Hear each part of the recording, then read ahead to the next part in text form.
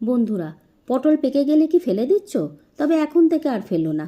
আমাদের এই recipe follow করে একটা চটকদার সুস্বাদু রান্না বানিয়ে ফেলো। প্রথমে পাকা পটলগুলো ছোট ছোট করে কেটে বেশ অনেকগুলো রসুন আর 4-5টা কাঁচা লঙ্কা মিক্সির জারে নিয়ে বেটে নেবে। এরপর ওর মধ্যে 1 আঁটি ধনেপাতা কুচি দিয়ে আবারও মিক্সিতে বেটে নেবে। এবার প্যানে তেল গরম করে শুকনো লঙ্কা আর কালো জিরে ফোড়ন দিয়ে 3-4টে মাঝারি সাইজের পেঁয়াজ কুচি করে দিয়ে দেবে। পেঁয়াজ হালকা কালার ধরলে পটল ধনেপাতা বাটাটা দিয়ে ভালো করে নাড়িয়ে পরিমাণ মতো লবণ আর সামান্য চিনি দেবে। এখন আর কিছুই করার নেই, শুধু একদম কম আছে বাটাটাকে শুকিয়ে নিতে হবে। তোমরা ইচ্ছা করলে এর মধ্যে কাশ্মীরি লঙ্কার গুঁড়ো, হলুদ ব্যবহার করতে পারো। বাটা পুরো শুকিয়ে গেছে, একটা পাত্রে ঢেলে নিলেই তৈরি পাকা পটল বাটা। দারুণ খেতে লাগে, অবশ্যই বানিও। Thank you.